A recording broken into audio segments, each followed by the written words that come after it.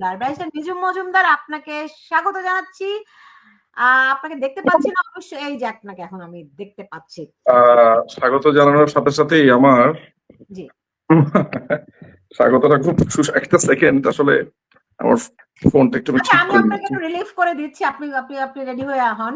তো কিন্তু তার আগে একটু দর্শক, আপনারা জানেন যে সেনাপ্রধান তিনি গতকাল এক ধরনের বিস্ফোরক মন্তব্য করেছেন। তার প্রতিটি শব্দ, প্রতিটি বাক্য মানুষ একেবারে মানে পয়েন্ট বাই পয়েন্ট বিশ্লেষণ করছে। কারণ সেনাপ্রধান 7 মাস নীরব দর্শকের মতো বসে দেখলো যে শত শত মানুষকে হত্যা করা হচ্ছে, বাড়িঘর লুটপাট করা হচ্ছে, কিন্তু তিনি নির্বিকার থাকলেন। এখন তিনি হঠাৎ করে কেন বলছেন যে তিনি আর পারবেন না? তার মতলবটি আসলে কি? আমি আমি আমি নিজুম মজুমদার, আপনাকে আমি দেখতে পাচ্ছি। আশা করছি আপনি গুছিয়ে রেডি হয়েছেন। জি। আমি যেটা জানতে চাই, সেনাপ্রধানের বক্তব্য নিয়ে কালকে আমরা আলোচনা করেছি। দুরকম পার্সপেক্টিভ আমি পেয়েছি। কেউ বলছেন যে সেনাপ্রধান তিনি তিনি নিয়ন্ত্রণে রাখতে পারছেন না। কেউ বলছেন তিনি কোথাও থেকে চাপ খেয়েছেন। কেউ বলছেন যে তার উপরে সেনাবাহিনীর উপরে স্যাংশন আসতে পারে। কেউ বলছেন আরো অনেক রকম কথাবার্তা শুনতে পাচ্ছি। আপনার বিশ্লেষণ কি জনাব ব্যারিস্টার নিজুম মজুমদার? অনেক ধন্যবাদ আপনার দর্শকদেরকে, আপনাকে সবাইকে ধন্যবাদ। আমার কাছে এই পুরো ব্যাপারটি দেখে বেশ কয়েকটা ভাবনা মাথায় এসেছে, এবং যেই কারণগুলোর কারণে ভাবনাটা মাথায় এসেছে, আনফরচুনেটলি আমি অনেক কিছুই মিডিয়াতে বলতে পারি না। সেটা বলাটা একটু একটু দুরূহ হয় আমার নানান কারণে। কিন্তু আমি আপনাকে এর আগে আরেকটা বলতে পারি, সেটা হচ্ছে যে একবার এক গন্ডারকে খোঁচা দেওয়া হয়েছিল। 5 বছর পর গন্ডার সে খোঁচার কারণে, যে খোঁচা দিয়েছে তাকে খুঁজে খুঁজে তেড়ে গেছে, কারণ গন্ডার 5 বছর পরে টের পেয়েছে তাকে একটা খোঁচা দেওয়া হয়েছিল 5 বছর আগে। সো জেনারেল ওয়াকারুজ্জামানের কথাবার্তা শুনে আমার কাছে মনে হয়েছে যে একজন আস্ত গন্ডার আমাদের সামনে এসে হাজির হয়েছে, যাকে খোঁচা দিলে তিনি অনেকদিন পরে সেটা টের পান, যাকে অনেক বলার পরেও যিনি তার চামড়া দিয়ে অনেক কথাবার্তা ঢোকে না। আপনি জানেন যে ওয়াকারের ব্যাপারে আমাদের আমাদের বলতে আমি আমি আমাদের যখন বলি, তাহলে হয়তো বা যারা বাংলাদেশ আওয়ামী লীগকে সমর্থন করে, দলীয় নেতাকর্মী সবাইকে একত্রিত ভাবে বলা হয়। আমি শুধু আমার কথাই বলি, ব্যক্তিগতভাবে আমি ওয়াকারকে একজন বেঈমান, বিশ্বাসঘাতক, এবং তাকে আমি ভয়ঙ্কর রকমের ধূর্ত প্রকৃতির একজন ব্যক্তি বলে মনে করি। আমাদের দলের অসংখ্য নেতাকর্মীও আমার জানা মতে করে, আবার অনেকেই হয়তো বা তাকে একটা সুযোগ বা তাকে মনে করে যে সে পরিস্থিতির শিকার।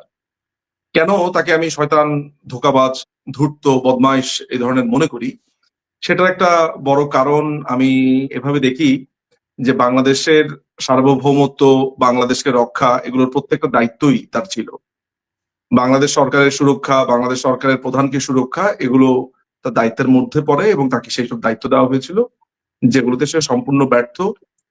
এবং এমন ঘটনা সে ঘটিয়েছে, আমি সেটা আপনাকে বলতে পারি যে যখন উত্তরা এবং টঙ্গীর সাইডটা থেকে যখন মব আসছিল, তখন তাকে ব্রিগেডিয়ার রফিক তাকে ফোন দেয়।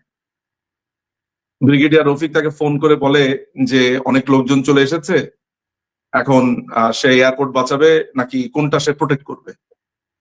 তো তখন আপনার এই ওয়াকার বলে যে এয়ারপোর্ট বাঁচাও, রাস্তা ছেড়ে দাও। তো এয়ারপোর্টটা তার কাছে গুরুত্বপূর্ণ হয়ে গেছে। রাস্তা এমনও কিন্তু বলেনি যে রাস্তার লোকজনদেরকে মার দিব কিনা, ব্যাপারটা তা না। ব্যাপারটা হচ্ছে যে এখানে ঢুকতে দেওয়া হবে না, কারণ একটু সামনে আগালেই আপনার বিমান নৌবাহিনীর সদর দপ্তর আছে, গুরুত্বপূর্ণ বিমান বাহিনী অনেক কিছু আছে সেই সব জায়গাতে। তো ওই সময়টাতে আপনি আমাকে প্রশ্ন করতে পারেন যে সেনা সদর থেকে বা সেনা প্রধানের এই বক্তব্য, ব্রিগেডিয়ার রফিকের এই বক্তব্য আপনি কিভাবে জানলেন? এর উত্তর একটাই, যে আমার সোর্স যথেষ্ট স্ট্রং। আমি না বুঝে না জেনে আন্তাজে মনে হয় না মিডিয়ার সামনে বলি। বিশ্বাস এবং অবিশ্বাসের ব্যাপারটা আমি দর্শকের উপরে ছেড়ে দিয়েছি, আমার প্রিভিয়াস ট্র্যাক রেকর্ড দেখেই সেটা প্রতিষ্ঠিত হবে। সে একটা কথা বলে যে I have made my decision, এই কথাটা সে তখন অফিসে দাঁড়িয়ে বলে। অথচ আগের দিন অর্থাৎ 4ই অগাস্ট রাত্রে 10:30টার পরে রাতের দিকে একটা গুরুত্বপূর্ণ বৈঠক সেখানে হয়, যেখানে বাংলাদেশের আইন শৃঙ্খলা পরিস্থিতিকে নিয়ন্ত্রণ রাখবার জন্য সে শপথ করে এবং সে সেটা কথাও দেয়। এই লোকটির গলার স্বর শুনলে আপনার কাছে মনে হতে পারে পৌরুষত্বের একটা বড় সিম্বল, খুবই হাস্কি ভয়েস সবকিছু, কিন্তু লোকটা আসলে একটা আস্ত কাপুরুষ, কেমন? এবং একই সাথে তার গলা স্বর যেমন পুরু, তার চামড়াটাও তেমন পুরু, অর্থাৎ গন্ডারের মতো। গন্ডারকে খোঁচা দিলে যেমন 5 বছর পরে টের পায়, ওকে খোঁচা দেওয়ার বা ও যা করেছে সেটা সে টের পেয়েছে 7 মাসের মাথায় এসে। না না না, গন্ডার থেকে আপনি কেন এরকম করে দেখছেন? সে তো আমি তো বোধ করি সে পরিকল্পিতভাবে করেছে। দেখুন, আচ্ছা, পর্দার অন্তরালে কি করেছেন জেনারেল ওয়াকার সেটি আলাদা প্রশ্ন, কিন্তু জনগণের সামনে তিনি হাজির হয়ে 5ই আগস্ট শেখ হাসিনা চলে যাওয়ার পরে তিনি মানুষকে প্রতিশ্রুতি দিয়েছিলেন, তিনি ওয়াদা করেছিলেন যে দেশের দায়িত্ব তার, কিন্তু গত 7 মাসে তাকে কোনো রকম কোনো দায়িত্ব পালন করতে আমরা দেখিনি। এবং এবং আরেকটি বিষয় যেটি আমার ওই 5ই আগস্ট তার প্রথম কথা থেকেই খটকা লেগেছে, সেটি হচ্ছে যে তিনি বলেছিলেন যে তিনি রাজনৈতিক দলগুলোর সঙ্গে বৈঠক করবেন, কাদেরকে কাদেরকে আমন্ত্রণ জানিয়েছেন, তাদের মধ্যে আছে জামায়াতে আমির। 4 বার তিনি বলেছেন যেই রাজনৈতিক দল বাংলাদেশের বিদ্যমান আইন অনুযায়ী নিষিদ্ধ, রাইট? বাংলাদেশের তখন আইন অনুযায়ী জামাত একটি নিষিদ্ধ দল, সেই নিষিদ্ধ দলের নামটি তিনি প্রথম রাজনৈতিক দল হিসেবে উচ্চারণ করেছেন। তিনি বিএনপির কথা বলতে পারতেন, তিনি আরো বাংলাদেশে অনেক অন্তত 40টার উপরে নিবন্ধিত রাজনৈতিক দল রয়েছে, তিনি তাদের কথা বলতে পারতেন। তিনি প্রথমেই বললেন জামাতের কথা। ওই কথাটি তার খুবই ইঙ্গিতপূর্ণ কথা ছিল, যেটির ফলাফল আমরা পরবর্তীতে দেখতে পেয়েছি যে বাংলাদেশে আসলে একটি রক্তপাতহীন কু হয়েছে, রাইট? সেটি তিনি সেই দায়িত্ব তিনি এখন এড়াতে চাচ্ছেন, পিঠে মাখতে চাচ্ছেন না, দেখি কি এখন সুর বদলাচ্ছেন কিনা। প্রথমত হচ্ছে যে আপনি যে তথ্যটা দিয়েছেন সেখানে একটু ছোট জিনিস ধরিয়ে দিয়ে এসব সূক্ষ্ম সূক্ষ্ম বিষয় আপনার এই প্রোগ্রামে আমি মনে হয় 2 বার এই আলোচনাটা করেছি, আপনি মনে থাকবে আপা। সেটা হচ্ছে যে সে যখন এই ঘটনার পরে সে যখন রাজনৈতিক বিভিন্ন দলকে ডাকছিল, আপনি জামাত ইসলামের কথা বললেন, সে কিন্তু বলেছে আমিরে জামাত। আমিরে জামাত, এক্স্যাক্টলি। হ্যাঁ, আমিরে জামাত বলেছে, এবং মাথায় রাখতে হবে এত গ্রামাটিক্যালি কারেক্ট করে আমিরে জামাত এগুলো নর্মালি আমরা পাকিস্তানে দেখতে পাই, এবং জামাতের যারা করে তারা এইভাবে সম্বোধন করে।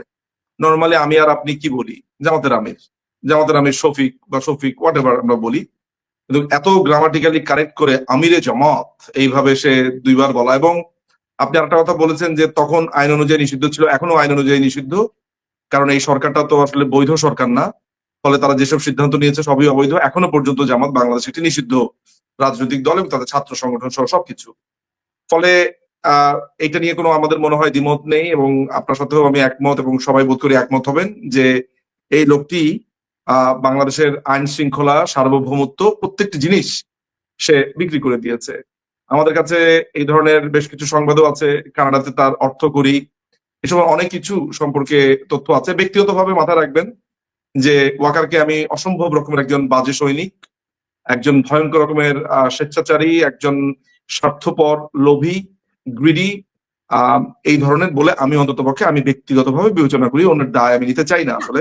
অন্যরা আমি একটা জিনিস আমি আসছি আপনার প্রশ্নে আসছি তিনি আমি যেহেতু আপনার প্রশ্নে বাংলাদেশের আসছি সেনাপ্রধান, প্রোটোকল অনুযায়ী প্লিজ আমি আশা করব যে আমরা ওইটুকু সম্মান রেখে কথা বলি। উনি ডক্টর ইউনূস বলতে পারেন, উনি প্রোটোকল নাই মানতে পারেন, কিন্তু আমরা দায়িত্বশীল সাংবাদিক, সেই জায়গা থেকে নিশ্চয়ই আমি আশা করি আপনিও সেই সম্মানের জায়গাটুকু, অন্তত পদের যে না, সম্মান, আপনি সাংবাদিকতার জায়গা থেকে আপনি আপনার প্রোটোকল মেনটেন করবেন। আমি তো সাংবাদিক না, আমি তো আপনার রাজনৈতিক বিশ্লেষক। আপনি আমার কথা শোনার জন্য বসেছেন, ফলে আমি যদি তাকে একটা গুন্ডা, বদমাইশ এবং তাকে যদি আমি জঙ্গি সংগঠনের প্রধান হিসেবে বলি, সেনাবাহিনী এখন হিজবুত তাহরি হয়েছে, হিজবুত তাহরির প্রধান সে, আমি তো তাই বলবো। অবশ্যই আমি যে বক্তব্য দেই সেটা আপনার মতামতকে রিপ্রেজেন্ট করে না, এটা তো আইন অনুযায়ী আপনি সেটার জন্য দায়ীও নন, কারণ সম্পাদক দায়ী নন আমার বক্তব্যের জন্য। ফলে আমার ভাষণ এভাবেই, এবং সেখানে আমার মনে হয় না আমি যেভাবে বলি সেটাই আসলে আমার বক্তব্য। সুতরাং আমি কার প্রতি সম্মান বা কোনটা সম্মান, আমি তাকে সম্মান দেওয়ার যোগ্যতা হলে সম্মান দেব, সে আমার দৃষ্টিতে কোনো সম্মানের পর্যায়ে পড়ে না, সে একজন বেঈমান, বিশ্বাসঘাতক। প্রশ্ন যেটা ছিল সেটা হলো যে আপনি যেটা বলেছেন যে এতদিন পর তার হঠাৎ কি হলো। দেখুন, তাকে টপল করবার জন্য সেনাবাহিনীর বিশেষ করে quarter master general Mohammad Faizur Rahman একটা দীর্ঘ সময় চেষ্টা করেছে। আমি আপনাকে বলি, ডিসেম্বরের 31 তারিখেও আমার লাস্ট খবর পাওয়া পর্যন্ত 30 তারিখেও এই ফয়জুর রহমান সার্জিসের সাথে মিটিং করেছে, হাসনাতের সাথে মিটিং করেছে, নাহিদ, আসিফ, এরা 4-5 জন ছিল, মাহফুজ আলম ছিল। এখানে ফয়জুর বনাম ওয়াকার এক ধরনের দ্বন্দ্ব আছে। এই ফয়জুরকে কিন্তু ওয়াকার ক্ষমতা এসেই বা 5 তারিখের পরে সে ডিজিএফআই চিফ করেছে। ফয়জুর যেটা করেছে যে সে যখনই টের পেয়ে গেল, মিলিটারি ইন্টেলিজেন্স এমআই থেকে তথ্যটা পেয়েছে, এমআই একটা রিপোর্টে, যেখানে সে পাকিস্তানের সাথে এগুলো কম্প্রোমাইজ করছে। ফয়জুর রহমান পাকিস্তানের সাথে সংবাদ পাচার করছে, ডিজিএফআই তথ্য পাচার করছে এবং সেগুলো বিভিন্ন মানুষের সাথে সে শেয়ার করছে। এইসব ধরনের খবরে তাকে সরিয়ে দেওয়া হলো এবং ফয়জুর আপনার হিজবুত তাহরির একজন ওয়ান অফ দ্য অ্যাক্টিভিস্ট। তো এই ফয়জুর আপনার কয়েকবার কু করার চেষ্টা করেছে, সেখানেও ওয়াকার কিন্তু নিশ্চিত ছিল। ফয়জুরকে সাহায্য করেছে প্রাক্তন সেনা প্রধান ইকবাল করিম ভুইয়া, আপাদমস্তক একজন দুর্নীতিবাজ, যে প্রধান উপদেষ্টা হওয়ার জন্য মাঝখানে খুবই চেষ্টা করেছে, সেটা ওয়াকার ফয়েল করেছে। ওয়াকার অনেকগুলো তার বিরুদ্ধে কুকে আসলে ফয়েল করেছে, এটাও সত্যি কথা। আপনারা জানেন যে বিডিআর যে হত্যাকাণ্ড সংঘটিত হয়েছে 57 জন সেনা অফিসারকে, বিডিআর এর যেসব খুনে ডাকাত অপরাধীদের শাস্তি দেওয়া হয়েছে বিভিন্ন মেয়াদে, যারা জেলে ছিল 5ই অগস্টের পরে তাদের ছেড়ে দেওয়া হয় এবং নতুন করে তদন্ত করা হয়। আপনারা জানেন যে বারবার করে কোনো ধরনের প্রমাণ ছাড়া বাংলাদেশের মাননীয় গণপ্রজাতন্ত্রী বাংলাদেশের মাননীয় প্রধানমন্ত্রী শেখ হাসিনাকে বলা হচ্ছে যে তিনি এই হত্যার নির্দেশদাতা, তিনি করেছেন। এটার সাথে ভারতের একটা বড় ধরনের প্রচ্ছন্ন ভূমিকা আছে, আপনারা নিশ্চয়ই জানেন। সেখানে বাংলাদেশ আওয়ামী লীগের প্রেসিডেন্ট সদস্য জনাব জাহাঙ্গীর কবির নানক, তারপরে ঢাকা উত্তরের মেয়র জনাব ফজলে নূর তাপস সহ অনেকেই জড়িয়ে নানান ধরনের কথাবার্তা, প্রোপাগান্ডা ছড়ানো হয়েছে। তো ওই সময় কিন্তু ওয়াকার দায়িত্বরত ছিল বিডিআর এর সেই ঘটনা সময়। ফলে বারবার যখন বলা হচ্ছে যে নতুন করে তদন্ত হবে, নতুন করে এটা হবে, এই পুরো ব্যাপারটা ডেফিনেটলি আমি ওয়াকারের এই একটা ব্যাপারে একমত যে এই হত্যাকাণ্ড বিডিআরই করেছে, আমার অন্তত কোনো সন্দেহ নেই। আরেকটা ব্যাপার আপনাকে বলে রাখা ভালো যে ব্রিগেডিয়ার শামস চৌধুরী, তাকে, এই ভদ্রলোককে, যিনি একজন মানে আমি বলবো একজন অনেস্ট অফিসার, একজন দেশপ্রেমিক অফিসার, একটা অসাধারণ মানুষ আমি যতদূর জানি, এই নিরীহ মানুষটাকে যিনি অবসর গ্রহণ করেছেন কত আগে, এই মানুষটা তখন আপনার ওই যে বিডিআর এর যে অস্ত্রাগার সেটার একটা দায়িত্বে তিনি ছিলেন। আমি যদি মানে খুবই কারেক্ট হতে চাই, আমি পার্টিকুলারলি অস্ত্রাগার সেটা দায়িত্ব না বলে আমি বলবো যে তিনি সেখানে দায়িত্বরত ছিলেন। অন্য অফিসারদের মতো তিনিও মৃত্যুর মুখোমুখি পড়েছিলেন, তাকেও খুন করার জন্য উদ্যত হয়েছিল, তিনি সেখানে প্রাণে বেঁচে যান। তিনি প্রাণে বাঁচলেন কেন, কেন তিনি বেঁচে ফিরলেন, এখন তিনি অনেকের চক্ষুশূল হয়েছে, বিশেষ করে ওয়ান অফ দা সাম্প্রদায়িক একটা পত্রিকা আমার দেশের সম্পাদক মাহমুদুর রহমান এই শামস চৌধুরীকে নিয়ে এই নোংরা বক্তব্য দিয়েছে। এই শামস চৌধুরী একটা মাত্র উদাহরণ, এরকম আরো অনেককেই ফাঁসানোর চেষ্টা করছে। এই সমস্ত কিছুই ওয়াকার দেখেছে, এগুলো আসলে ইভেন্চুয়ালি তার বাহিনীর যে মর্যাদা সেগুলোর উপরে এসে পড়েছে। ফলে বাহিনী থেকে বিভিন্ন জেনারেলদের একটা প্রেশার ছিল, তারপরে বিভিন্ন দেশকে জড়িয়ে হত্যাকারী যারা ওই বিডিআর বিদ্রোহে যারা যুক্ত ছিল, তারা তো ছাড়া পেয়ে গেছে। কি ভয়ঙ্কর কথা। তারা ছাড়া পেয়েছে এবং ছাড়া পেয়ে তারা এখন আর্মি অফিসারদেরকে হত্যা করা, এদের অনেকেই হিজবুত তাহরির সদস্য, জামাতের সদস্য। এমনও আমি জেনেছি তারা হিজবুত তাহরির যে খেলাফতের যেই প্রচেষ্টা সেটার বায়াত নিয়েছে কারাগারেই। সেখানে জসিমউদ্দিন রহমানি ছিল, অন্যান্য জেলের অন্যান্য কয়েদিদের সাথে তারা এক ধরনের বায়াত গ্রহণ করেছে। এই আনসারুল্লাহ বাংলা টিম বলেন, হিজবুত তাহরির বলেন, এইসব জায়গার অনেক সদস্যরা। তো তাদেরকে কিন্তু একটা শর্তে ছাড়া হয়েছে। এই যে দেশব্যাপী আপনি খেয়াল করে দেখেন আপা, একটা জিনিস জানেন যে এই যে দেশব্যাপী আপনার হত্যা, লুণ্ঠন, হ্যাঁ, ওদেরকে কিন্তু এক ধরনের প্যাকেজেই ছাড়া হয়েছে, যে তারা যেহেতু ট্রেইনড সৈনিক এবং তাদেরকে কিন্তু এই ধরনের অপরাধ জগতে নিয়ে আসার জন্য এক ধরনের পায়তারাও চলছে, বিশেষ করে বাংলাদেশ আওয়ামী লীগের বিভিন্ন সদস্যদেরকে হত্যা, গুপ্ত হত্যা, এই ধরনের ব্যাপারে। এই জিনিসগুলো যে ধরেন আমি পলিটিক্যাল রেটরিক হিসেবে বলছি একেবারেই ভাববেন না। আপনাকে আমি একটু স্মরণ করিয়ে দিতে চাই, 5ই অগস্টের আগে দিনের পর দিন বলে গেছি এটা জামাত শিবিরের আন্দোলন, এটা জামাত শিবির করছে, অনেকে এটাকে পলিটিক্যাল রেটরিক ভেবেছে। আমি বলেছি এর আগেও 2023 সালের 13ই অগস্ট ভিডিওতে বলেছি যে এই সরকারকে উৎখাতের চেষ্টা করা হচ্ছে, সেটা অনেকে পলিটিক্যাল রেটরিক হিসেবে ধরেছে। এইভাবে আমি 2024 সালের ইলেকশনের ঠিক 3 দিন পর ডোনাল্ডো যখন ঢাকায় আসলো, আমি বলেছি যে ফাইনাল তারা ছক কষে ফেলেছে, এখন যে কোনো সময় সরকার পতনের চেষ্টা করবে। আমার কথাগুলো সব ফলেছে। ফলে যারা দর্শকরা শুনছেন, ভবিষ্যতে যেন আপনারা এই আফসোসটা না করেন যে নিঝুম ভাই এদেরকে হিজবুত তাহরির বলছে, এটা মনে হয় একটা পলিটিক্যাল রেটরিক। আমি অনুগ্রহ করে আজকে যারা দর্শক তাদেরকে বলবো, আমি না বুঝে না জেনে কোনো কিছুই সাধারণত বলি না, বলার চেষ্টা করি না।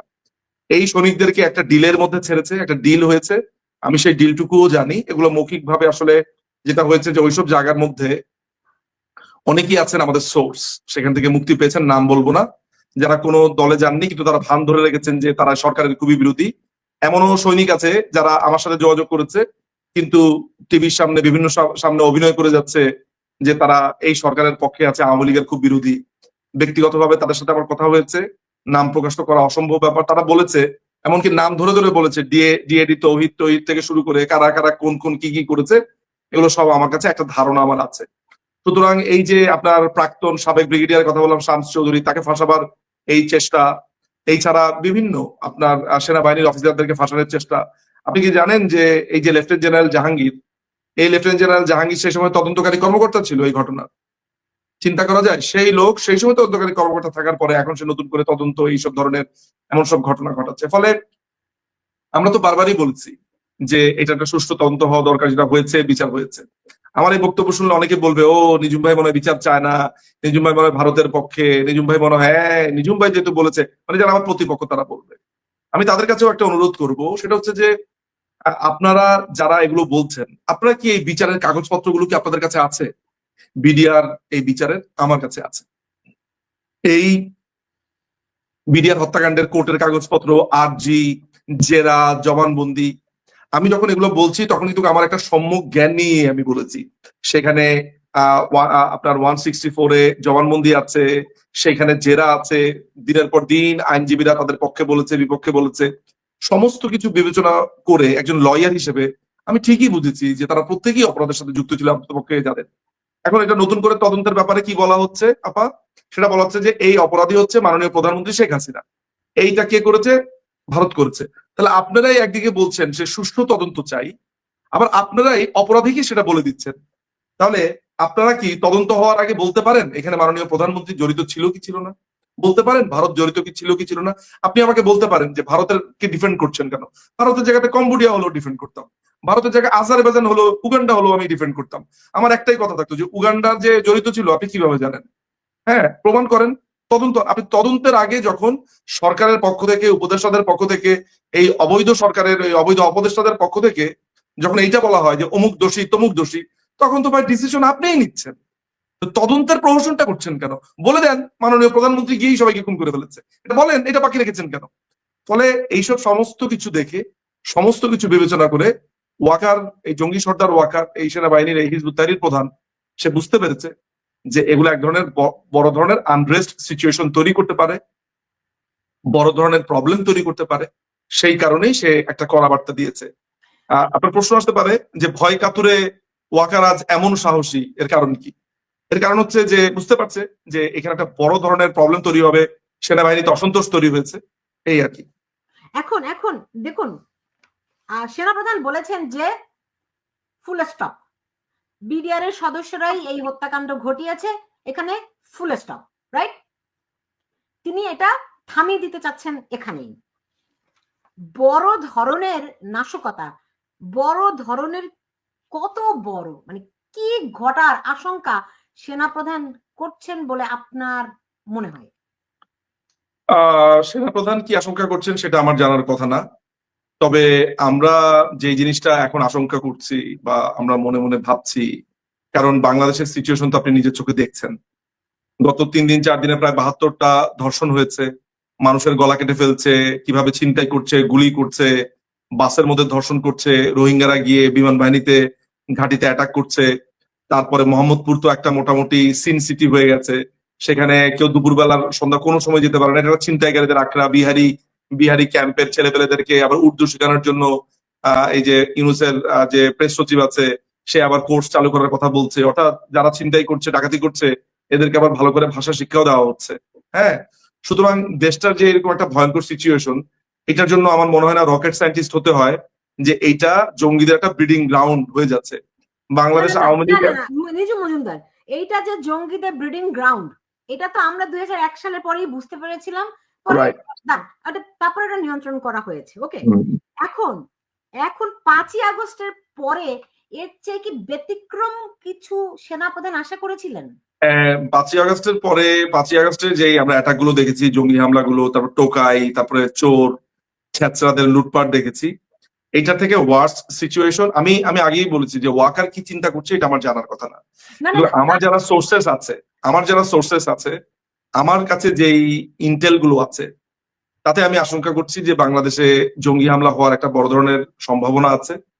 আমি অন্তত পক্ষে আপনার বলতে পারি যে জামাতুল মুজাহিদিন এরা নতুন করে সংগঠিত হয়েছে বলে একটা গোয়েন্দা রিপোর্ট আছে।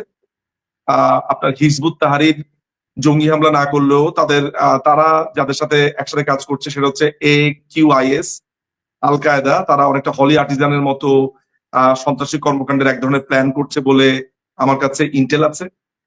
এই তথ্যগুলো পেয়েছি, এক ধরনের সম্ভাবনার বার্তা পেয়েছি। এবং পাকিস্তানের লস্করি তৈয়বার প্রায় 50 জনের মতো একটা টিম কিন্তু এখন আপনার বাংলাদেশে অবস্থান করছে।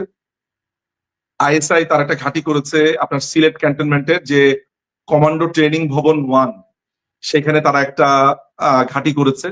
রংপুরে তাদের আরেকটা আপনার অফিস হচ্ছে ISI এর। ঢাকার ক্যান্টনমেন্টে তারা আপনার ভালো অবস্থান নিয়েছে।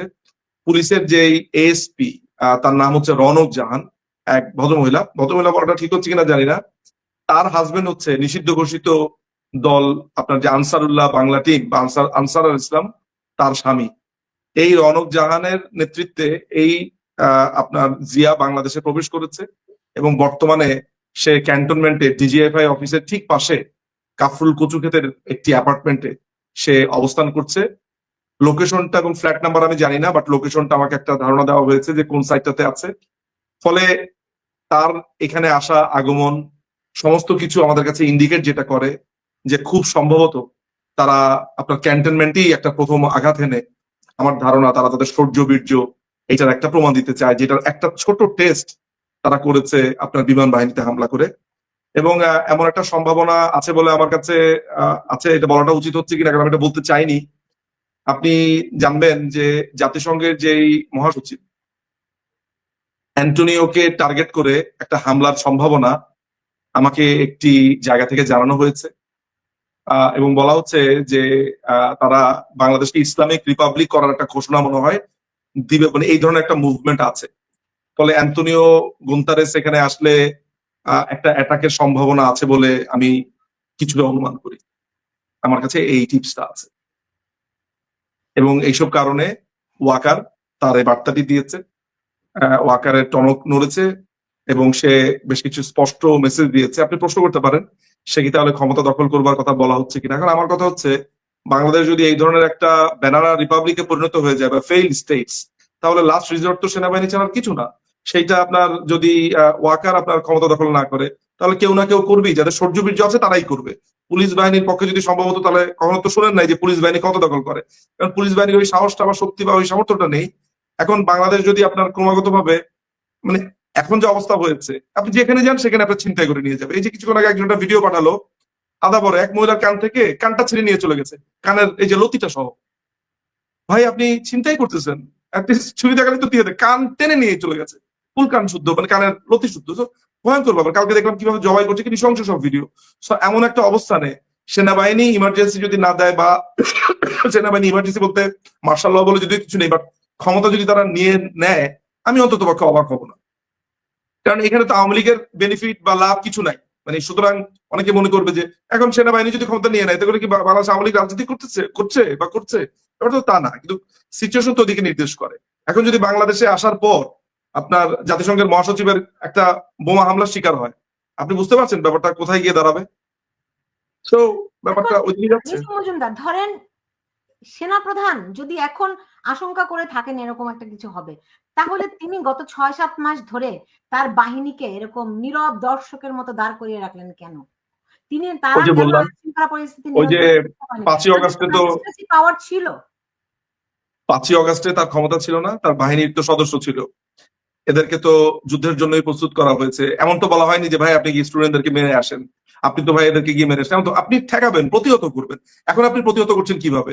গোপালগঞ্জে গিয়ে আপনি প্রতিহত করলেন, গোপালগঞ্জে গিয়ে আপনি নিরীহ মানুষদেরকে মারলেন, আপনি গাজীপুরে গিয়ে নিরীহ মানুষদেরকে মারলেন, সেটা করতে পারেন। কিন্তু যখন একটা সার্বভৌম একটা দেশের একজন প্রধানমন্ত্রীকে হত্যা করতে এসেছে, আপনি তখন গণভবন ছেড়ে দিলেন।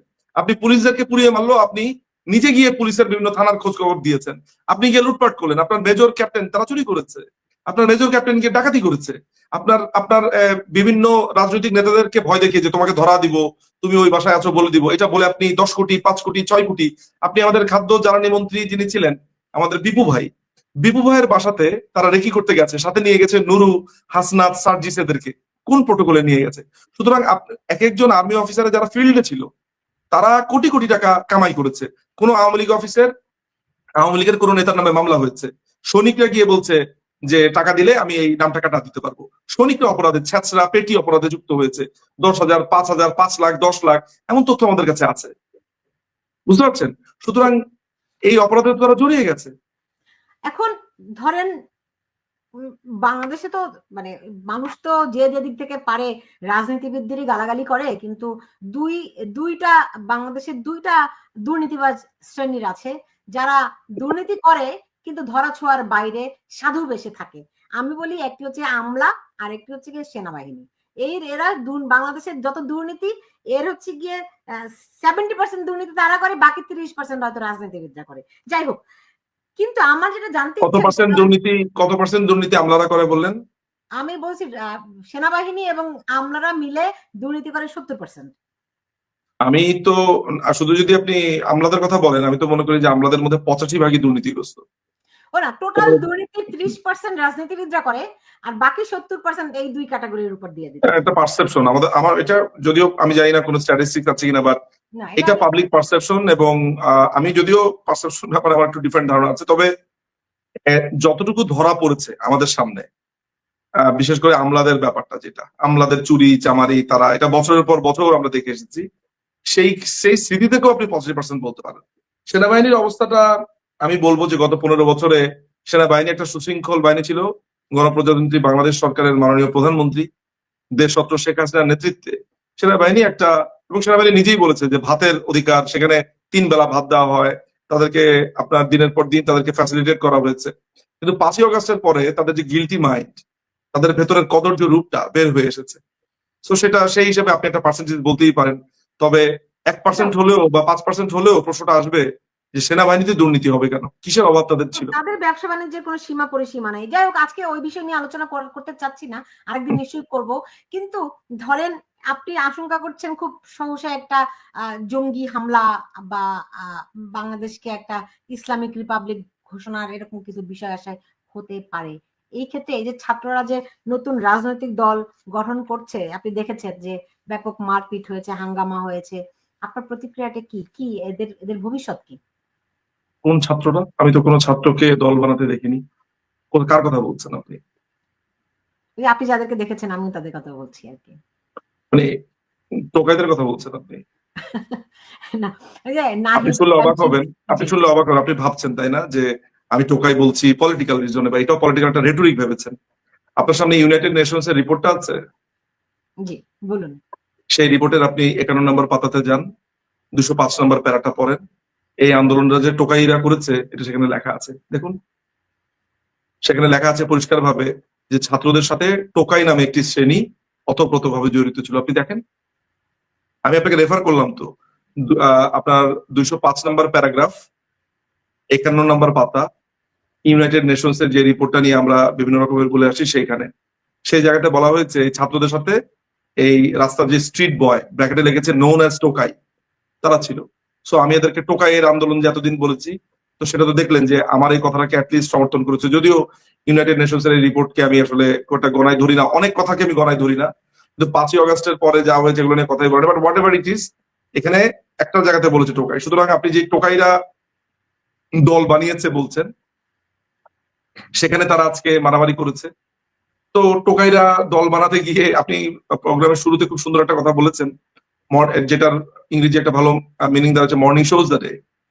যে দেখুন এরা কি বলে এসেছে যে ছাত্রলীগ খারাপ, তারপরে ছাত্রলীগকে নিষিদ্ধ করতে হবে, এমনকি তারা এটাও বলেছে যে ক্যাম্পাসে ছাত্র রাজনীতি নিষিদ্ধ করতে হবে। আপনি যদি 9 দফাটা পড়েন, তাদের যে 9 দফা বা 8 দফা, সেই দফার 5 নম্বর দফাই হচ্ছে, খুব ভুল না করে থাকলে 5, 4, 5, 6 সেফারে থাকার জন্য বলছি, এই তিনটার একটা দফাতে লেখা আছে যে ছাত্র রাজনীতি নিষিদ্ধ করতে হবে, আছে কিনা? আচ্ছা, এই টোকাইরা আন্দোলনের সময় তাদের দফাতে বারবার করে যখন বলছে যে ছাত্র রাজনীতি নিষিদ্ধ করতে হবে, এবং যে সেই টোকাইরা 5ই অগস্টের পরে যখন ছাত্র রাজনীতিই করেছে আসলে ক্যাম্পাসে, তখন কি জনগণ প্রতারিত হয়নি?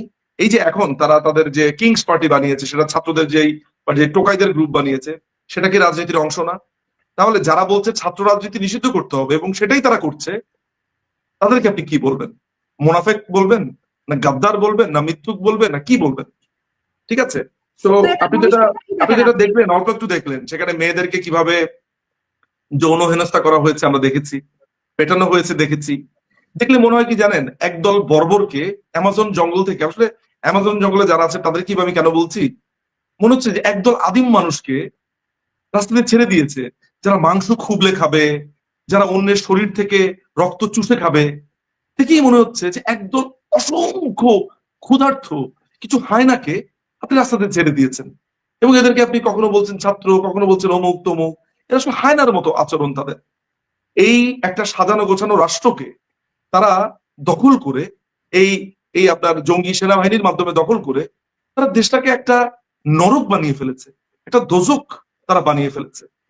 হ্যাঁ, বাংলাদেশের মানুষরা ফোন করলেই বলে যে ভাইরে বাইর হবো না, বাইর হলে যদি মানে স্বর্ণের চেইন পরে বের হয় না, আংটি পরে বের হয় না, একটা ঘড়ি পরে বের হয় না, 500 টাকা দামের একটা ঘড়ি পরে বের হয় না, ওয়ালেটে তার যদি এখান থেকে, আমি এক লোকের সাথে কথা বলছি, তার যদি ধরেন নিউ মার্কেটে যেতে আসতে লাগে হচ্ছে 500 টাকা, সে খুব বড় জোর 1000 টাকা নিয়ে বের হয়। আর মানে এরকম ভাবে আর আরো টাকা পয়সা সে যেটা করে, মানে মানে আমাকে বলছে, সরি এভাবে বলতে হচ্ছে, সে তার আন্ডারওয়্যারে টাকা নিয়ে বের হয়, এমন ভাবে যাতে খুঁজে না পায়। তাই বললাম বলেন কি ভাই এই অবস্থা? বলে ভাই এই অবস্থা। বলে ভাই টাকা যদি নিত তাহলেও হতো। মানে এমন ভাবে টান দেয় যেন হাতের কবজি, এবং সাথে সাথে একটা আপনার কোপ দিয়ে বসে। So reckless. জি, এখন এই যে নাহিদ সার্জিস, এই যে মানে শিশু উপদেষ্টা যাদেরকে বলা হতো, তারা তো পদত্যাগ করলেন, তারা রাজনৈতিক দল গঠন করলেন। তো এদের ভবিষ্যৎ কি? কি আছে এদের কপালে, এদের ভাগ্যে? এই বিভিন্ন দেশে ফ্যাফে করে ঘুরবে আর মাথা চাপড়াবে, বলবে আমাদের সর্বনাশ হয়ে গেছে। কবিতার মতো। একদম। তাদের তো সর্বনাশ হবে না। শোনেন, যদি সর্বনাশ হবে, টাকা যে বিটকয়েনের মাধ্যমে টাকা পাচারের গল্পটা তো জানেন। টাকা থাকলেই যে ভালোভাবে থাকবে, টাকা থাকলে যে ভালোভাবে বেঁচে থাকবে তা তো না। তারা কোথায় পালাবে? তারা আমি বলছি, হাসনাত সার্জিসরা কোথায় পালাবে? ইংল্যান্ডে আমরা আছি, আমেরিকাতে আরেক গ্রুপ আছে, থাইল্যান্ডে আরেক গ্রুপ আছে। কি করবে? মারবে? না মারবে না।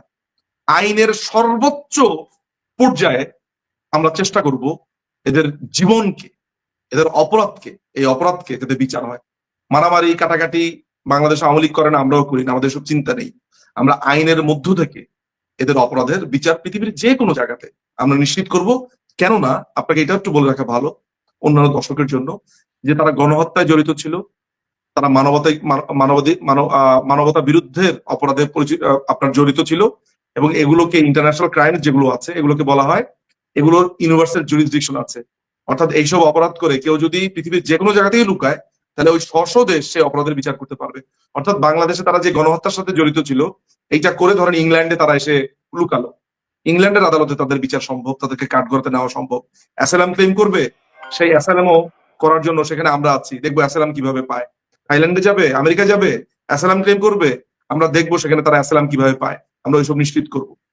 তো আপনারা তো এই যে পিনাকি ভট্টাচার্য, এই যে ইলিয়াস হোসেন, যারা এই জঙ্গি তৎপরতায় উস্কানি দিচ্ছে, আপনারা তাদের তো কিছু করতে পারছেন না। আপনি তো এখনো জানেন না তাদের কিছু করতে পারছে কি পারছে না। আইনের প্রসেস একটু লম্বা, এতটুকুই আপনাকে বলে রাখা ভালো। আইন সবাইকে খুঁজে বের করবে, কাজ চলছে। জি, এইবার আমাকে আরেকটা জিনিস বলেন যে আওয়ামী লীগ কবে ফিরবে? তাদের পরিকল্পনাটা কি? আমাদেরকে যদি একটা আইডিয়া দিতেন, একটা ধারণা দিতেন। বাংলাদেশ আওয়ামী লীগ কখন ফিরবে, এই প্রশ্নটা করার পর আমার মাথাতে যে প্রশ্নটা আসছে, বাংলাদেশ আওয়ামী লীগ কখন চলে গেছে যে তার ফেরার প্রশ্ন আসবে। বাংলাদেশ আওয়ামী লীগ তো সর্বময়, বাংলাদেশ আওয়ামী লীগ তো একটা অনুভূতির ব্যাপার। বাংলাদেশ আওয়ামী লীগকে তো মানুষ ফিল করে, অনুভব করে বুকের ভেতরে, বুকের গহীনে। যে বুকের গহীনে থাকে তার ফেরার কথা আসছে কেন, সে তো আছে। না, একটু এটা তো দার্শনিক কথা হয়ে গেল। দিলেন, কার্যক্রমে আচ্ছা, সঠিকভাবে বলুন। না একটা না একটা না না, এটা কিন্তু একটা গভীর গভীর উত্তর আছে এটার মধ্যে। না, আপনি আমার কাছে যেটা উত্তর আপনি আছে। আমার কাছে যেটা জানতে চান, তা যে আমি কি জানতে চান তা তো আমি বুঝেছি। কিন্তু প্রথমে এই অনুধাবনটা জরুরি যে বাংলাদেশ আওয়ামী লীগ সর্বময় জড়িয়ে আছে এই বাংলাদেশের মাঠে ঘাটে। এই যে যে টোকাইরা পাসপোর্ট নিয়ে বিদেশে যায়, ওই পাসপোর্টের মধ্যেও বাংলাদেশ আওয়ামী লীগ। কিভাবে এই দেশটাকে স্বাধীন করে এনে দিয়েছে এই আওয়ামী লীগ। বাংলাদেশের মুক্তিযুদ্ধ, এই পুরো দেশে যারা বিচরণ করে, নিমক হারাম না হলে এই দেশটার প্রতিটা জায়গাতেই বাংলাদেশ আওয়ামী লীগ আছে। এটা হচ্ছে তাত্ত্বিক বলেন, ফিলোসফিক্যাল বলেন বা অন্তর্গত। সুতরাং এটা একটা উত্তর। আর আপনি যদি বলেন রাজনীতির ময়দানে ফিজিক্যাল ভাবে কিভাবে কতটুকু আছে, বাংলাদেশ আওয়ামী লীগের যেসব নেতাকর্মী বাংলাদেশে আছে, অল্প সুযোগ থাকার পরেও তারা বিকশিত হচ্ছে, তারা সেখানে অল্প করে রাজনৈতিক কর্মকাণ্ডের সাথে জড়িত ছিল। হরতাল আমরা দেখেছি, হরতাল সফলতা অসফলতার থেকে সবচেয়ে বড় ব্যাপার 6 মাসের মাথাতে যেইভাবে আমাদেরকে নানান ভাবে সূচিত করা হয়েছে, 6 মাসের মাথাতে আজকে বাংলাদেশ আওয়ামী লীগের ব্যাপারে মানুষ কি বলছে, আগেই ভালো ছিলাম বলছে না? শুনেছেন তো? তো যাদেরকে এত ভাবে ভৎসনা করলো, এত এত ভাবে বললো, এখন তো সাধারণ মানুষই আপনার রিক্সাওয়ালা। আমি কার কথা শুনবো? এলিট শ্রেণী, হ্যাঁ, সেও ভোটার, সেও স্টেক হোল্ডার। কিন্তু আমি বেশি প্রান্তিক লেভেলের মানুষকে গুরুত্ব দেই আমি ব্যক্তিগতভাবে। তারা তো বলছে শেখ হাসিনার জন্য কাঁদছে, রোজা রাখছে, তারা বলছে যে আগেই ভালো ছিলাম। সুতরাং বাংলাদেশ আওয়ামী লীগ কিন্তু যারা নেতাকর্মীরা আছে স্বল্প পরিসরে, কিন্তু আপনি যদি বলেন যে একেবারে রাজনীতির ময়দানে, আগে এটা নির্ধারিত হোক যে এই আপনার যে দখলদার বাহিনী তারা কখন যাবে। তারা যাওয়ার পরপর একটা ইনক্লুসিভ ইলেকশনের কথা কিন্তু ওয়াকার সাহেব আজকে বলেছে, আপনি শুনেছেন? জি। So what does inclusive election mean? বাংলাদেশের সবচাইতে বেশি ভোটার, সবচাইতে বেশি বড় দল কে? বাংলাদেশ আওয়ামী লীগ। আপনি ফেডারেশন কাপ শুরু হয়েছে, আপনি ইয়ংম্যান ফকিরারপুল বা বাড্ডা জাগরণী দিয়ে আপনি আপনি ওই ওই ওই লিগ কেউ দেখবে? হ্যাঁ, আপনি আবাহনী ছাড়া বা মোহামেডান ছাড়া আপনার লিগ চলবে? আমি যদি মোহামেডান ধরি বিএনপি কে, আবাহনী ছাড়া চলবে? মানুষ কি আপনার বাড্ডা জাগরণী খেলা দেখতে আসবে, নাকি মুকসিদপুর একাদশের খেলা দেখতে আসবে? সুতরাং বাংলাদেশ আওয়ামী লীগ হচ্ছে একটা বৃহৎ রাজনৈতিক দল, তাকে ছাড়া যা কিছু করা হবে সবই পাবলিকের কাছে দেশের টাকা নষ্ট। That's it. তো এখন এখন শেষ প্রশ্ন করি, আমি শেষ করব। সেটি হচ্ছে গিয়ে ধরেন ইনক্লুসিভ ইলেকশনের কথা সেনাপ্রধান বলেছেন, কিন্তু তার আগে যে এতগুলি আশঙ্কার কথা আপনি এক ধরনের একটা পার্সপেক্টিভ দেওয়ার চেষ্টা করেছেন। সেনাপ্রধানের কথা শুনে অনেকে কিন্তু নড়ে চড়ে বসেছে। সেখান থেকে ডিসেম্বরের মধ্যে কি নির্বাচন হওয়া সম্ভব? সেখানে এই যে নতুন আপনি যাদেরকে টোকাই কিংবা আপনি যাদেরকে ওই যে বাড্ডা জাগরণী বলছেন, এই নতুন রাজনৈতিক দল কিংবা তারা কি কিংস পার্টি হয়ে উঠতে পারবে? শোনেন, আমি আপনাকে কিছু কথা বলি। সেটা হচ্ছে মিস্টার গ্র্যান্টি বিচ মনে হয় লোকটার নাম। সে ছিল আপনার ট্রাম্পের অত্যন্ত কাছের একজন ব্যবসায়ী, বাংলাদেশে কয়েকদিন আগে এসেছিল। ইউনুস তার সাথে দেখা করতে গেছে দুবাইতে। ইলন মাস্কের যে খুব কাছের কয়েকজন ব্যবসায়ী, তাদের সাথেও সে যোগাযোগ করেছে। ইলন মাস্কের সাথে নানান ভাবে যোগাযোগ করবার ট্রাই করা হচ্ছে। আপনি কি জানেন যে সেখানে একটা বড় ধরনের লবি, ইউনুসের যে লবিং ফার্ম গুলো কাজ করে, লামিয়া মোর্শেদ, ইউনুসের যে আপনার ফরেন ম্যাটার গুলো দেখে, এই লামিয়া মোর্শেদের কার সাথে যায়, কি করে, কোথায় ইমেল দেয়, আমাদের কাছে অনেক তথ্য তো আসে। একটা বড় লবিং কি জানেন? ইলেকশনটা কি কোনোভাবে 2026-এর শেষে নেওয়া যায় কিনা বা 27-এ নেওয়া যায় কিনা, এখনো সেই চেষ্টাটা করছে। তো তারা এখন জানুয়ারির কথা বলে আবার বলছে একটু এদিক সেদিক হতে পারে। যেমন ওয়াকারও কিন্তু বলছে যে সে 18 মাসের কথা বলেছে, অর্থাৎ এই বছরের ডিসেম্বরে এইটা তারা করতে পারবে বলে আমার মনে হয় না। কেন? এই যে কেন, এই যে ইউনুসের লবিং, এই চেষ্টা সেই চেষ্টা, এটা কেন? এর কারণ হচ্ছে এই যে টোকাইদের যে পার্টিটা, এই পার্টিটার একটা ভিত্তি তারা করতে চায়। যেমন ধরেন অনেকগুলো কমিটি দেওয়া। এই বাড্ডা জাগরণী এরা আপনার বিভিন্ন জেলায়, উপজেলায়, থানায়, মহকুমায়, গ্রামে, কিন্তু ভালো হয়েছে। হ্যাঁ, এই এরা আপনার এই বাড্ডা জাগরণী যেটা করবে সেটা হচ্ছে যে কমিটিগুলো দিতে চায়। কমিটিগুলো দিয়ে তারা একদম উঠান বৈঠক পর্যন্ত চলে যাবে। তারা মনে করেছে কি, ওই যে আপনার হিন্দি সিনেমাতে দেখায় না, একটা সিনেমা দেখাচ্ছিল স্টুডেন্টরা দল বানায়, তারা জিতে আসে, আবার আম আদমি পার্টিকে দেখেছে, এরা একটা ফ্যান্টাসির জগতে আছে। এরা এখন একটা এখনো এখনো তাদের, ওইটা না বলি তো। আহ যেটা হয়েছে যে এরা তো এখনো বাচ্চা ছেলে পেলে, এদের সাথে আর্মি না থাকলে এদের যে কি হবে। ছাত্রদলই তো যথেষ্ট, ছাত্রদলই তো দেখেন না, এদেরকে অলরেডি শো দিয়ে শেষ করে দিয়েছে একদিনের মধ্যে। সুতরাং এদের তো পেছনের শক্তি, ওয়াকারকে এখন কিছু করুক, ওয়াকারকে গিয়ে ওই যে হাসনাত আয় রাজুতে আয় বলুক, দেখি বলুক আয় রাজুতে আয়, এটা বলে না কেন এখন। তো আলটিমেটলি কথা, হ্যাঁ এটা বলতে পারে ওদের যে QMG quarter master general Faizur, সে যদি এখন লেলিয়ে দেয়, সেটা একটা সুযোগ পেয়েছে, ফয়জুরের নেতৃত্বে আর একটা কুয়ের চেষ্টা হতে পারে বলে আমার ধারণা। সুতরাং এরা একেবারে গ্রাম পর্যায়ে কমিটি দেওয়ার চেষ্টা করছে। সো এই সময় একটা সময় দরকার। একটা রাজনৈতিক দল গড়া তো সহজ কথা না। ধরা যাক আপনি কমিটি দিলেন, অমুককে আহ্বায়ক করে কমিটি বানানোর জন্য ঘোষণা দিলেন, আপনি দিয়ে দিলেন, তো কমিটি দিলেই ভোট হলো। ভোট দিবে কি ওদেরকে? বাংলাদেশের মানুষ আবনি মহামডন ছাড়া কারো খেলা দেখতে যাবে? সুতরাং বিএনপি আওয়ামী লীগ ছাড়া কেউ ভোট দিবে? ওরা সমাজ বাস্তবতাই বোঝে না। ওই বন্দোবস্ত, তাশরিফ রেখেছেন, তারপরে বুর্জোয়া, প্রলেতারিয়েত, এইসব শব্দ দিয়ে, ভালো হয়েছিল। এইসব বন্দোবস্ত আর বাড্ডা জাগরণী, বন্দোবস্ত বাড্ডা জাগরণীর বন্দোবস্ত দিয়ে ভোট হবে না। কিন্তু একথাও তো সত্য, কিন্তু একথাও তো সত্য, আওয়ামী লীগ বিএনপির জাতাকলে মানুষ পিষ্ট হয়েছে। এই দলগুলোর নিজেদের কি বলে আত্মোপলব্ধি, এগুলি যদি না আসে, মানুষকে তো বাড্ডা জাগরণের দিকে। আচ্ছা সুলতানা আপা এদের জাতাকলে পিষ্ট হয়েছে, এরা কিছু করে নাই দেশের জন্য? অনেক করেছে, কিন্তু আরো অনেক কিছু করতে পারতো, অনেক কিছু করে নাই তারা, এটাও সত্য না। এইটা বলেন নাই যে আমরা বলি এই যে আমরা কিন্তু বিরাজনীতিকরণ করি, এই যে আমরা কথাটা বললাম, আমি না না এই যে আমি বলি কিভাবে করেছেন। এই যে একটা দেখেন এই যে এই জিনিসটা একটু মনে হয় আপনি লক্ষ্য করেন। আজকে যদি আপনার একটা ভিডিও, ধরুন আমি যখন কোনো একটা প্রোগ্রামে আসি, আমি জানি যে জেনজিদের অনেকেই দেখে, শোনার জন্য দেখে, বসার জন্য দেখে, তারা আসে, কি বলি, ওরা কিন্তু একটা ভাইব পাবে সব রাজনৈতিক দলই খারাপ। আমরা কিন্তু ওই ভাইবটাই দিচ্ছি। ওরা তো ভাই ভালো কাজও করেছে। এই দেশটাকে স্বাধীন করা কে করেছে? রাজনীতিবিদরা। এই দেশের খুন করেছে কারা? এই দেশের সমস্ত খুন খারাপি করেছে সেনাবাহিনী। শুনুন ভাই, শুনুন, সেটা হচ্ছে যে জন্ম থেকে মৃত্যু পর্যন্ত মানুষকে রাজনীতির মধ্যে দিয়ে যাইতে হয়, এর কোনো বিকল্প নাই। এবং রাজনীতিতে অনেক রকম লুফলস থাকে, সেই লুফলস গুলো প্রতিনিয়ত আমাদেরকে মানে রেকটিফাই করে আগাইতে হয়। ধরেন আমি আছি আমেরিকায়, আপনি আছেন ইংল্যান্ডে, কত পুরনো তাদের দেশ, রাইট? এই আমেরিকারই 250 বছরের গণতন্ত্র, তারপরে কত কেওয়াটিক অবস্থা, তাই না? তারপরে রিপাবলিকান পার্টি, ডেমোক্রেটিক পার্টি, মার কাট আমাদের দেশে যেমন আওয়ামী লীগ বিএনপি, এদেরও তো এখানে আওয়ামী লীগ বিএনপি, যেমন আপনার দেশে লেবার পার্টি, আর এরা একই তো, রাইট? তার মধ্যেও মানুষ একটা মানে মানুষ নিজেদেরকে উন্নয়নের দিকে এগিয়ে নিয়ে যায়। বাংলাদেশে যতটুকু উন্নয়ন হয়েছে নিঃসন্দেহে রাজনীতির হাত ধরে হয়েছে, কোনো সন্দেহ নাই। ধরেন 75-এর পরে 91 পর্যন্ত বাংলাদেশকে স্থবির করে রাখা হয়েছে। বাংলাদেশে মুক্তিযুদ্ধ থেকে শুরু করে সবকিছু, মানে গণতন্ত্রের যাত্রা শুরুই হয়েছে 91 থেকে যদি ধরি। বাংলাদেশের নবযাত্রা, একটা নতুন যাত্রা, রাইট? এর আগে বাংলাদেশের কি, ধরেন আমার ছোটবেলায় এর সাথে অন্ধকার আমল গেছে, রাইট?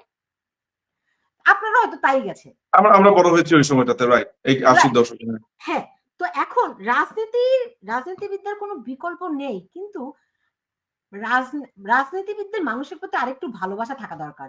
আপনার এখন রাজনীতি করে কারা? আমার তো মনে আছে, আমি যখন স্কুলে পড়ি তখন পত্রিকায় ছাপা হতো যে আওয়ামী লীগের কত পার্সেন্ট ব্যবসায়ী মনোনয়ন পেয়েছে, বিএনপি থেকে কত পার্সেন্ট ব্যবসায়ী মনোনয়ন পেয়েছে, কতজন সেনা কর্মকর্তা মনোনয়ন পেয়েছে।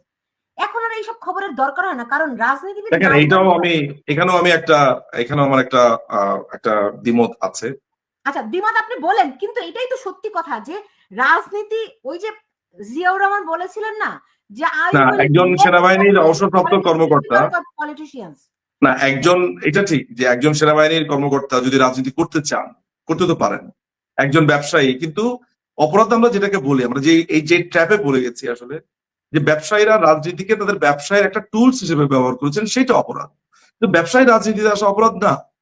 না, অপরাধ অপরাধ। দেখুন, কেন কেন রাজনীতি একটা একটা পেশা, এটা আজকের দিনের পেশা না। রাজনীতি করাটাই একটি পেশা, এটা ঐতিহাসিকভাবে পেশা। এখন আপনার যদি আরো 10টা ধান্দা থাকে, আরো 10টা প্রেক্ষাপট থাকে, আপনি মানুষের জন্য কাজটা করবেন কিভাবে? তখন তো আপনার মাথার তাহলে মধ্যে আপনি বলতে চাইছেন যিনি একজন আইনজীবী, তিনি যখন রাজনীতিটা করেন তার জেলার জন্য, উপজেলার জন্য, তিনি তার আইন পেশাটা চালিয়ে যেতে পারবেন না। না, তখন তো কনফ্লিক্ট অফ ইন্টারেস্ট হয়। কিভাবে কনফ্লিক্ট অফ ইন্টারেস্ট হয়? অবশ্যই কনফ্লিক্ট হবে। আপনি যদি কিভাবে হয়? আপনার জনগণের জন্য কাজ করতে যান এবং এট দ্য সেম টাইম আপনি আপনার হ্যাঁ। একজন ক্লায়েন্ট, আপনি বাংলাদেশের আইনে, তখন অবশ্যই এটা কনফ্লিক্ট হবে। বাংলাদেশের আইনে কোথাও লেখা নাই, বাংলাদেশের আইনে কোথাও লেখা নেই, শুধু বাংলাদেশ না, আপনি যে দেশে বসে আছেন আমেরিকাতে, আপনার যে দেশে যে প্রেসিডেন্ট, সে পৃথিবীর সবচেয়ে বড় ব্যবসায়ী, তাই না? সে কিন্তু না, সে প্রেসিডেন্ট হওয়ার পরে তাকে তো ব্যবসা থেকে তাকে সরে যেতে হয়। না, তিনি ব্যবসাতে সেটা সরে যেতে হবে, কিন্তু যারা কংগ্রেসম্যান, তাই না, ওনার এথিক্স কমিটি বলেন, আরো যে কমিটিগুলো রয়েছে এখানে, সেই কমিটিগুলো ধরেন কথার কথা, ওয়াশিংটন ডিসিতে ডোনাল্ড ট্রাম্পের একটা হোটেল আছে, সেই হোটেল উনি প্রেসিডেন্ট হলেই বুকিং এর হার বেড়ে যায়, রাইট? আপনি আমাকে বলেন যে এই রেস্টুরেন্ট গুলো, এই ব্যবসা প্রতিষ্ঠানগুলো এখন কে চালায়? এখন প্রেসিডেন্ট নিজে সরাসরি যুক্ত না। এক্স্যাক্টলি, উনি পারেন না, কিন্তু তিনি তো এন্ড অফ দ্য ডে তার ব্যবসাই চলছে। তিনি যে জীবন ধারণ করেন, তার যে বেতন, সে বেতনের বাইরে তার ব্যবসার টাকাটা তার অ্যাকাউন্টে ঢোকে না, এটা বলতে চাইছেন? আলোচনাটা থেকে অনেকখানি দূরে সরে না, এইভাবে বললে হবে না, এইভাবে বললে হবে না। এই প্রসঙ্গটা আপনি তুলেছেন। আপনি যেটা বলতে পারেন যে রাজনীতিকে কোনো মানুষ কনফ্লিক্ট অফ ইন্টারেস্ট তখন হবে যখন তার পেশার সাথে তার রাজনীতির দ্বন্দ্ব হবে, যেখানে আপনার আইনটা ভাঙার সম্ভাবনা আছে। যেমন আমার আমার আমার ধরেন, লেটসে আমি যদি একজন এমপি হিসেবে, ধরা যাক আমি একজন এমপি, আমার নির্বাচনী আসনের একজনের মামলা আমি লড়ছি আদালতে, তাই না? আমি যদি ধরেন এই এমপিত্বের প্রভাবটা খাটাই ওই আদালতের মধ্যে, তাই না, তখন সেটা অন্যায় হবে। তো সেই সুযোগ তো আছে যে প্রভাবটা না খাটানো হবে না, এখানে আপনাকে প্রভাব খাটাইতে হবে না। আপনি একজন এমপি, যখন আপনি কোর্টের বারান্দায় হাঁটবেন, ওইটারই একটা মনস্তাত্ত্বিক প্রভাব সবখানে। তাহলে আমার চেম্বার থেকে, ঠিক আছে না, ঠিক আছে, প্রভাবটা না, এই প্রভাবটা এই মনস্তাত্ত্বিক বলছেন তো, ধরা যাক আমার চেম্বার থেকে একটা মামলা গেল, আমি 5 বছর ধরেন আমি কোনো ধরনের মামলা মোকদ্দমা লড়লাম না, তাই তো? কিন্তু আমার ধরেন লেটসে আমার চেম্বার থেকে একটা মামলা গেল, তো বিচারপতি তো জানবেন যেটা এমপি সাহেবের চেম্বারের মামলা, সেটার প্রভাব হবে না, মানে ওই একই সূত্রে। তার মানে হচ্ছে না, তার মানে হচ্ছে যে না, তাহলে সেটার গোড়াটা হচ্ছে যে আপনি বিচার বিভাগকে এমন একটা অবস্থায় আনতে হবে, এত ইন্ডিপেন্ডেন্ট বানাতে হবে যে এমপি আসলো না প্রধানমন্ত্রী আসলো ওরা সেটা কেয়ার করবে না, আপনি ওইভাবে ইন্ডিপেন্ডেন্ট বানাতে হবে। তার মানে আমরা গোড়াতে হাত দিচ্ছি না, মানে আপনি যদি প্রভাবের, আমি তো সেই কথাটাই বলছি, যেই কাজগুলো বাংলাদেশের রাজনীতিবিদদের করা উচিত ছিল, অনেক কিছুই তারা করেনি। এমনকি ধরেন এই আওয়ামী লীগের এই 15 বছরে যে পরিমাণে বিল্ডিং, ব্রিজ, মানে মানে কি বলবো, ইমারত, ইনফ্রাস্ট্রাকচার হয়েছে, কান্ট্রি ইনফ্রাস্ট্রাকচার হয়েছে, কারণ আপনি যদি অর্থনীতিকে চাঙ্গা করতে চান, ইনফ্রাস্ট্রাকচারের কোনো বিকল্প নেই।